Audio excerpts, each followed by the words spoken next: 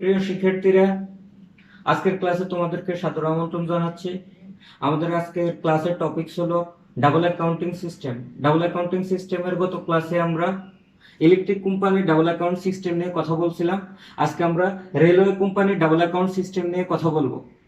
আমরা জানি যে ডাবল অ্যাকাউন্ট সিস্টেমে আমরা 4 ধরনের অ্যাকাউন্ট করতে হয়: revenue account, net revenue account, capital account, general balance sheet. Electric কোম্পানির জন্য যেরকম আমাদের রেলওয়ে কোম্পানির জন্য একই রকম, কিন্তু হিসাবের খাতগুলো এবং কিছু টপিকস আলাদা আছে, ওইটা নিয়ে আমরা আজকে কথা বলবো।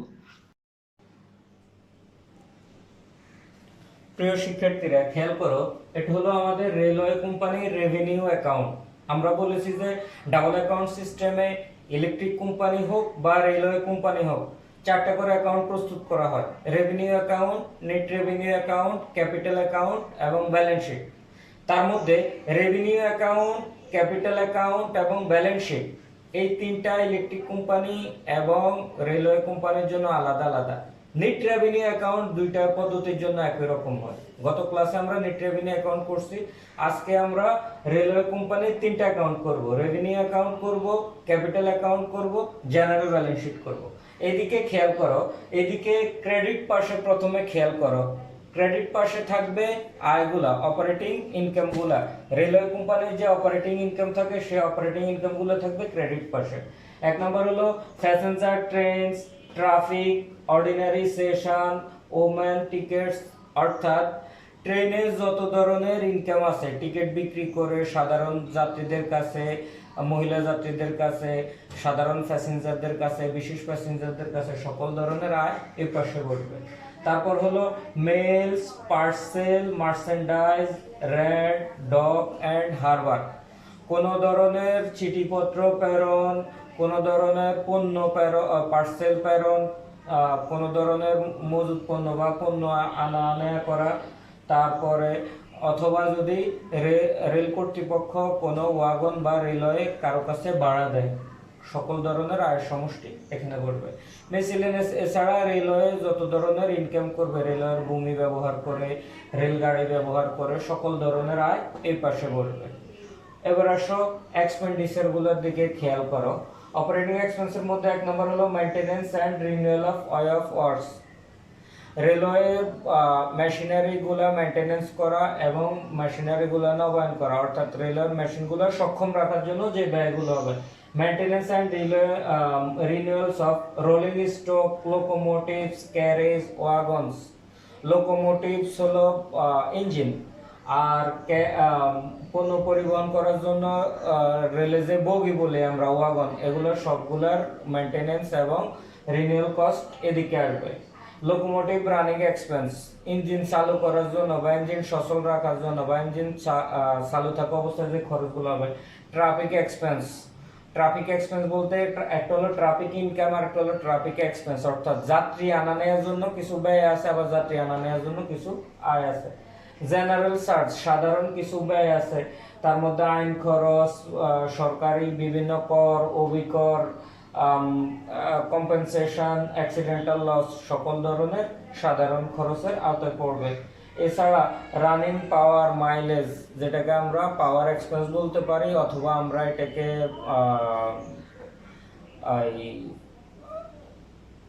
সরবরাহ খরচ বলতে পারি। এই সরবরাহ খরচ বলতে আমাদের রেলওয়েটা চালু রাখার জন্য মাইলেজ এক্সপেন্স আছে। তারপরে joint line, miscellaneous. Joint line হলো যদি রেলওয়ে কোম্পানি অন্য কোনো কোম্পানির সাথে যৌথ উদ্যোগে অথবা সরকারি বেসরকারি যৌথ উদ্যোগে যদি কোনো লাইন হায়ার করে, যে লাইনের মাধ্যমে রেলগাড়ি চলবে, এই সকল ধরনের খরচের সমষ্টি এবং সকল ধরনের আয়ের সমষ্টি, এই দুইটার পার্থক্য হবে রেভিনিউ, নেট রিসিভস অথবা নেট পেমেন্টস। এই ব্যালেন্সটা সরাসরি আমাদের নেট রেভিনিউ অ্যাকাউন্টে চলে যাবে। এখন তোমরা খেয়াল করো, আমাদের ক্রেডিট পাশে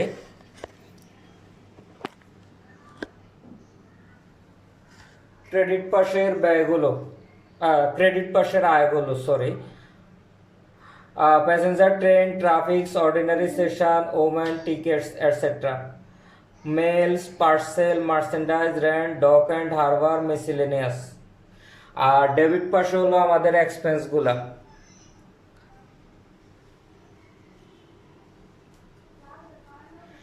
এক্সপেন্সগুলো হলো maintenance and renewals of way of works, maintenance and renewals of rolling stock, locomotives, carriage wagons, locomotive running expense, traffic expense, general charge, running power, mileage or damage, wagons hire, joint line, miscellaneous. Total মিলে আমাদের revenue account for railway company, revenue account for railway company. এখন খেয়াল করো, এটা হলো আমাদের capital account, railway কোম্পানির capital account. আমরা বলেছি যে ইলেকট্রিক কোম্পানি এবং রেলওয়ে কোম্পানি দুইটার ক্যাপিটাল অ্যাকাউন্ট প্রায় কাছাকাছি উপাদানগুলো, কিন্তু বিনিয়োজিত যে সম্পত্তিতে, স্থায়ী সম্পত্তিতে বিনিয়োগ করে ওগুলোর নাম আলাদা আলাদা। ইলেকট্রিক কোম্পানির জন্য ট্রান্সফরমার কিনে, রেলওয়ে কোম্পানির জন্য তো ট্রান্সফরমার কেনার দরকার না, ওটার জন্য রেল লাইন কিনে লাগে। এখন খেয়াল করো, এখানে রিসিপ্টস গুলো, দুই পাশে রিসিপ্টস গুলো একে। রিসিপ্ট বলতে আমাদের ক্যাপিটাল রিসিপ্টস, অর্থাৎ মূলধন বাবদ বিভিন্ন উৎস থেকে যে অর্থ সংগ্রহ করে, শেয়ার মূলধন বাবদ সংগ্রহ করে, এক নম্বরে শেয়ার, দুই নম্বরে লোন অ্যান্ড ডিভেঞ্চার, ঋণপত্রের মাধ্যমে সংগ্রহ করে। এছাড়াও premium of share and debenture, ঋণপত্র এবং শেয়ারের প্রিমিয়াম। আর যদি কোনো ডিসকাউন্ট থাকে তাহলে সেটা বাদ যাবে, প্রিমিয়াম হলে যোগ হবে, ডিসকাউন্ট হলে বাদ যাবে। এবার ক্যাপিটাল এক্সপেন্ডিচারের দিকে আসো। ক্যাপিটাল এক্সপেন্ডিচার এক নাম্বার হলো line open for traffic, line not open for traffic, অর্থাৎ new line. Line open for traffic হলো যাত্রী চলাচলের জন্য যে লাইন খোলা হয়েছে আর এখনো যে লাইন ওপেন করা হয় না কিন্তু তৈরি করা হয়েছে। ওয়াইডনিং অফ এক্সিস্টিং লাইন, বিদ্যমান কোনো লাইনকে বর্ধিতকরণের জন্য যে ব্যয় হয়। লাইন লিজড, যদি লিজ গ্রহণ করে। লাইন জয়েন্টলি লিজড, যৌথ উদ্যোগে যদি লাইন লিজ নেয়, আর ওন, যৌথ উদ্যোগে যদি লাইন গ্রহণ করে। Rolling stock, manufacturing and repair, works and plant, land, building, plant, machinery. Total capital expended upon railway horses, road vehicles employed in the collection and delivery of parcels, goods and passengers. এখানে খেয়াল করো, capital অ্যাকাউন্টের মধ্যে আমাদের তিনটা করে টাকার column আছে। ক্যাপিটাল অ্যাকাউন্টের মধ্যে আমাদের তিনটা করে টাকার কলাম আছে।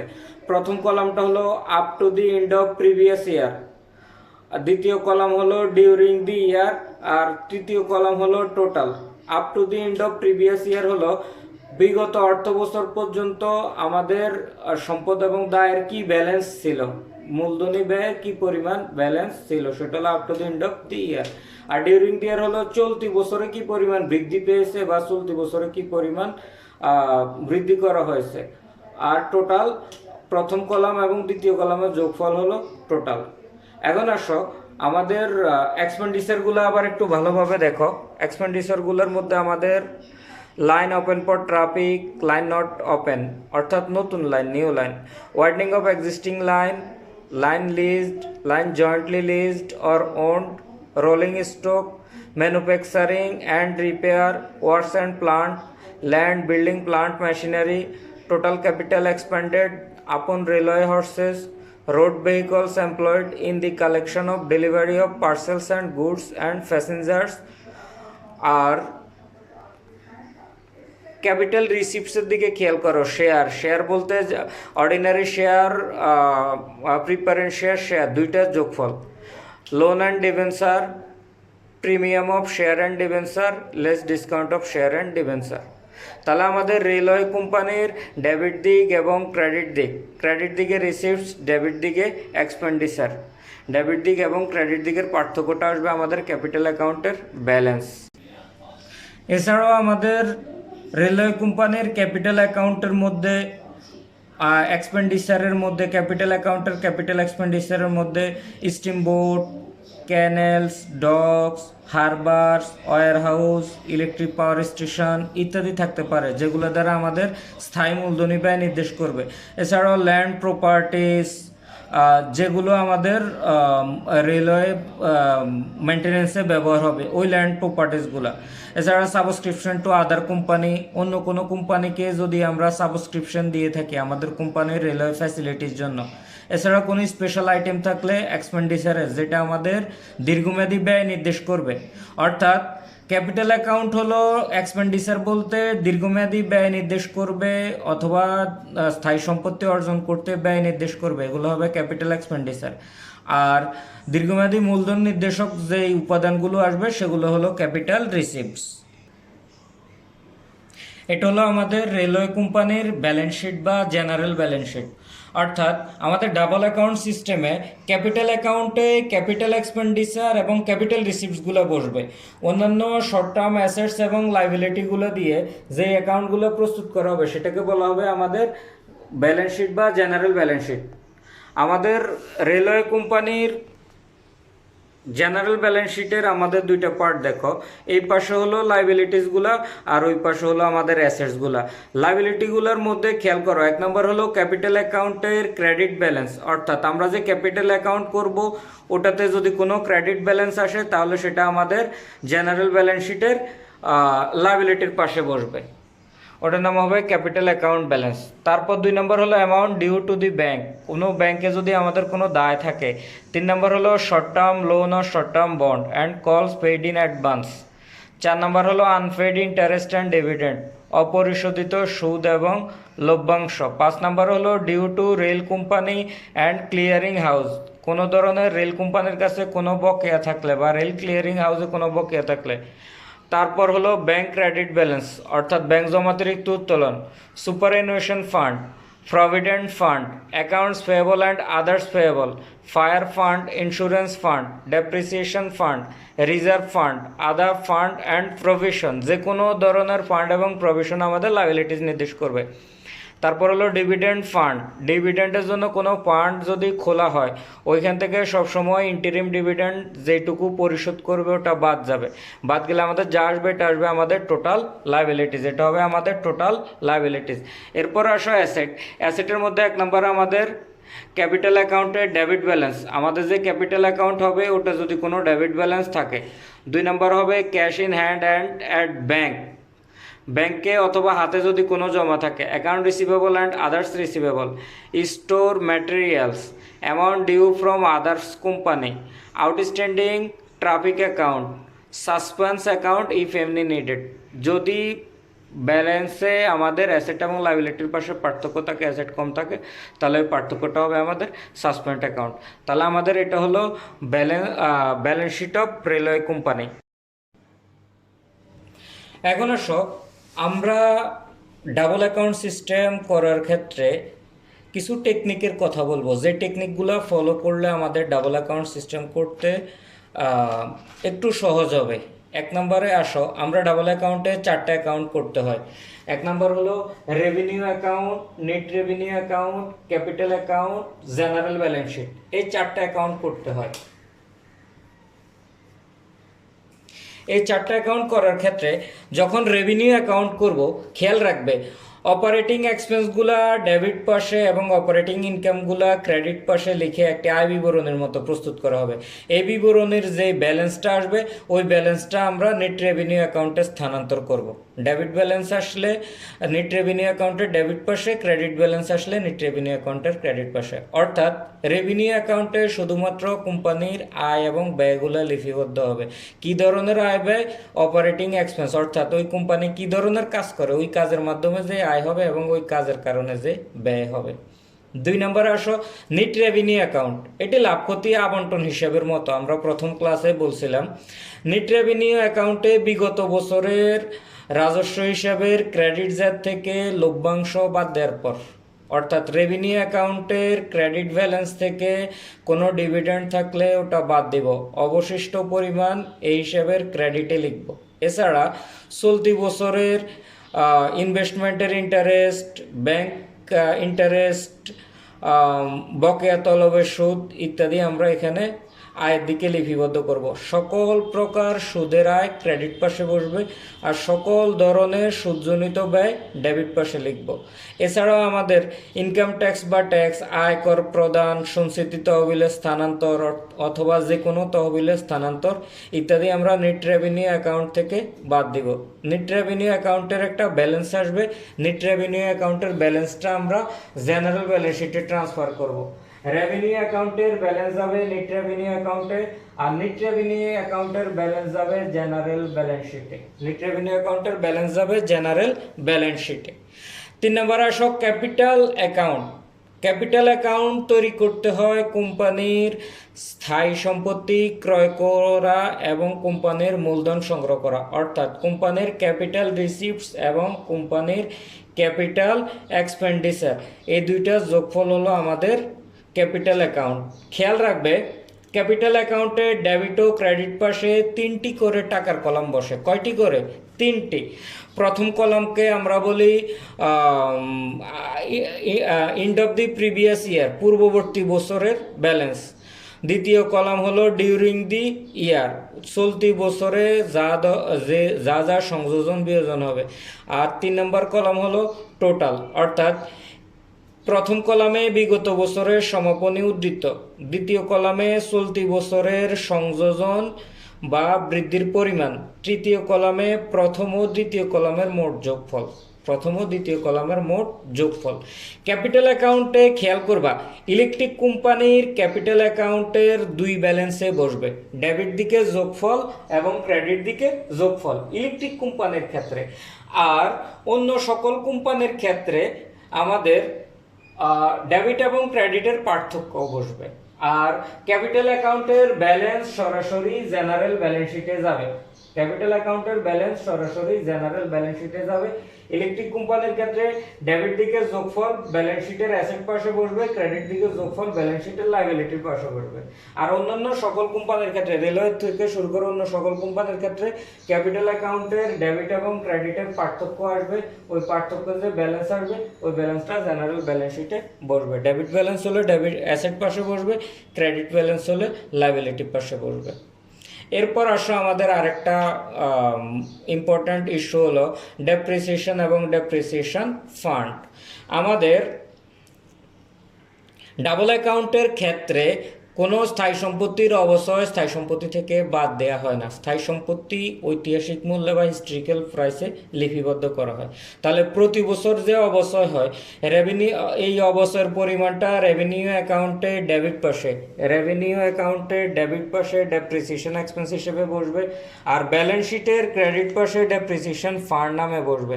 অর্থাৎ সম্পত্তি হতে অবশ্যই বাদ যায় না, সম্পত্তির সবসময় অরিজিনাল ভ্যালু দেখানো হয়। তারপরে আসো রিনিউয়ালস অ্যান্ড রিপ্লেসমেন্ট, নবায়ন এবং পুনঃস্থাপন। রিনিউয়ালস হলো নবায়ন, রিপ্লেসমেন্ট হলো পুনঃস্থাপন। নবায়ন এবং পুনঃস্থাপনের ক্ষেত্রে কোনো সম্পত্তি বিক্রয় করা হলে, স্থায়ী সম্পত্তি আমরা অনেক সময় বিক্রয় করি না, কোনো সম্পত্তি বিক্রয় করা হলে তা বাদ না দিয়ে পূর্বের মূল্যে লিপিবদ্ধ করা হয় এবং পুনঃস্থাপন খরচ কত হবে তা অনুমান করা হয়। নতুন সম্পত্তির ক্রয় মূল্য হতে পুনঃস্থাপন মূল্য বাদ দিয়ে যা থাকে তা সংশ্লিষ্ট সম্পত্তি হিসেবে ডেবিট এবং আনুমানিক খরচকে প্রতিস্থাপন হিসেবে ক্রেডিট, প্রতিস্থাপন হিসেবে ডেবিট এবং সম্পত্তির ক্রয় বা পুনঃস্থাপন বাবদ প্রকৃত খরচের জন্য নগদ বা ব্যাংক থেকে যে টাকা যাবে ওই হিসাবকে ক্রেডিট করা হয়।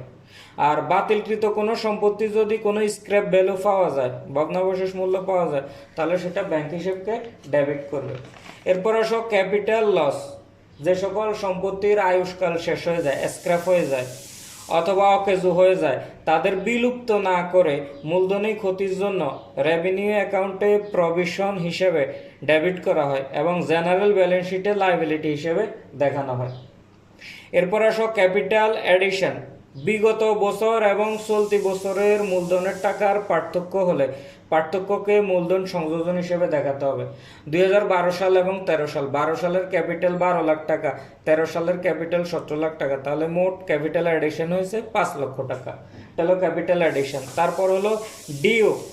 ডিউ 4 নামে থাকতে পারে, যদি থাকে due to the other company তাহলে এটা লাইবিলিটি, আর ডিউ ফ্রম আদার কোম্পানি এটা হলো অ্যাসেট। আর রেলওয়ে কোম্পানির জন্য due to the other company asset আর due from the other company liabilities. তো প্রিয় ছাত্রছাত্রী, আমাদের ডাবল অ্যাকাউন্ট নিয়ে এটাই ছিল বিস্তারিত আলোচনা। আমরা ডাবল অ্যাকাউন্ট সিস্টেম শুরুতেই বলছি যে সেবাদানকারী বা বিশেষায়িত কিছু প্রতিষ্ঠান আছে, ওগুলোর হিসাব সংরক্ষণে উপস্থাপনের বিশেষ পদ্ধতি, ডাবল অ্যাকাউন্ট সিস্টেমে আমরা দুইটা কোম্পানির বিষয়বস্তু নিয়ে আলোচনা করলাম। প্রথম ক্লাসে আমরা আলোচনা করেছিলাম ইলেকট্রিক কোম্পানির অ্যাকাউন্ট প্রেজেন্টেশন নিয়ে। আজকে আমরা আলোচনা করলাম রেলওয়ে কোম্পানির অ্যাকাউন্ট প্রেজেন্টেশন নিয়ে। ইলেকট্রিক কোম্পানি এবং রেলওয়ে কোম্পানির ক্ষেত্রে ডাবল অ্যাকাউন্ট সিস্টেমে হিসাব উপস্থাপনের জন্য আমরা 4টা অ্যাকাউন্ট প্রস্তুত করি: revenue account, net revenue account, capital account, general balance sheet. Revenue account, capital account, general balance sheet, এই তিনটা আমরা আলাদা করছি। আর নিট রেভিনিউ অ্যাকাউন্ট দুইটা কোম্পানির জন্য একই রকম হবে। তাহলে তোমাদের সর্বাঙ্গীন মঙ্গল কামনা করি। আবার দেখা হবে ইনশাল্লাহ। সবাই ভালো থেকো। আল্লাহ হাফেজ।